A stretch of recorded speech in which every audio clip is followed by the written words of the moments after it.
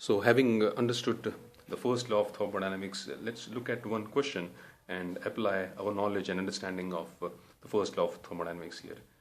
So here we have a question: a block of metal of mass 0.8 Ag is heated to atmospheric pressure at 25 degrees Celsius, and it takes 15 kilojoule of heat.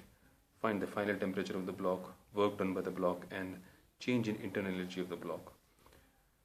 Given specific heat capacity of the metal is given, coefficient of volume expansion is given, density is given, and atmospheric pressure is to be taken as 10⁵ Pascal. Okay, let us look at them one by one. So the situation is this: we have, say, a block of metal and the mass is 0.8 kg, and this is being heated. It is at 25 degrees Celsius to begin with, and it is heated and it absorbs. The amount of Q that it takes up is 15 kilojoule. So what is its final temperature? The first answer to the first question will begin. Now we know that Q is equal to mc delta T. And therefore Q is 15 kilojoule, that means 15,000 joules. Mass is 0.8 kg. C is 0.375 kilojoules per kg. So I'll write down 0.375 into 10⁻⁵.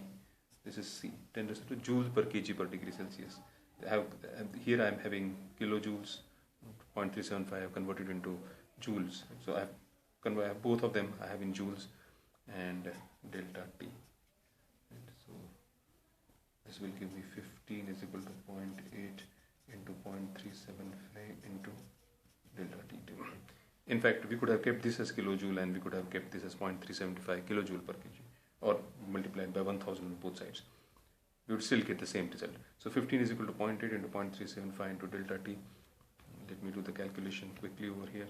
So 15 divided by 0.8 divided by 0.375 equal to 50. So I'm getting delta T is equal to 50 degrees Celsius. That is the rise in temperature. So the initial temperature is 25 degrees Celsius. So final temperature is equal to 25 degrees Celsius plus 50 is equal to 75 degrees Celsius. So I have answered the first question. The final temperature of the block is 75 degrees Celsius. The second part is calculate the work done by the block. Now this is getting heated up, so it will expand and it will therefore do work against the atmospheric pressure, and we have to calculate that work done. So work done is equal to pressure into change in volume. And here I would like to once again revise the concept of coefficient of volume expansion. Coefficient of volume expansion is denoted by gamma, and that is given by change in volume per unit volume per degree rise in temperature. That is the definition of coefficient of volume. Change in volume per unit volume per change in temperature, or change in degree rise in temperature. If you are using the symbol gamma, that's the symbol used for volume expansion. Do not get confused with the gamma of Cp upon Cv. Right. This is not applicable here right now, but we use some symbols commonly across physics, so just make a distinction between this gamma. So the coefficient of volume expansion is gamma delta V by V delta T. Therefore delta V is equal to gamma into V into delta T is equal to, so gamma is coefficient of volume expansion, and that is 8.5 into 10⁻⁻⁵. So 8.5 into 10⁻⁻⁵ into volume.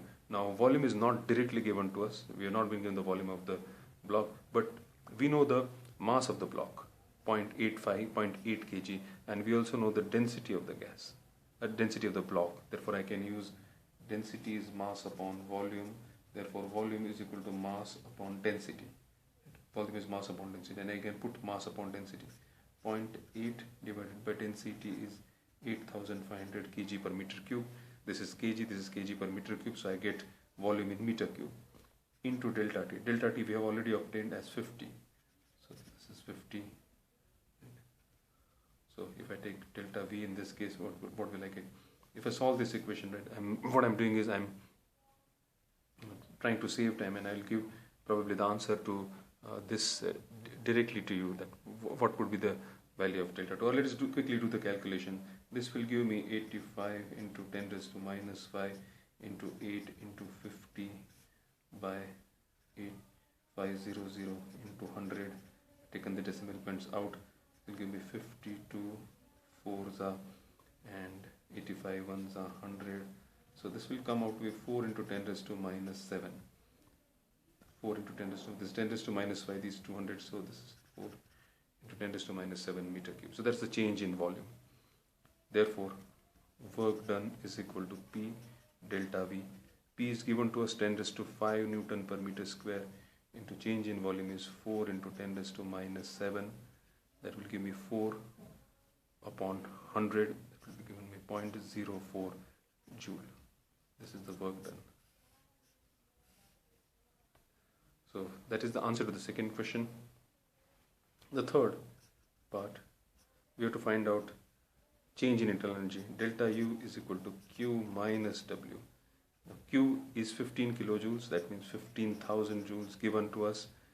We have used it over here also, Q, minus work done is 0.04. So 15,000 minus 0.04, right?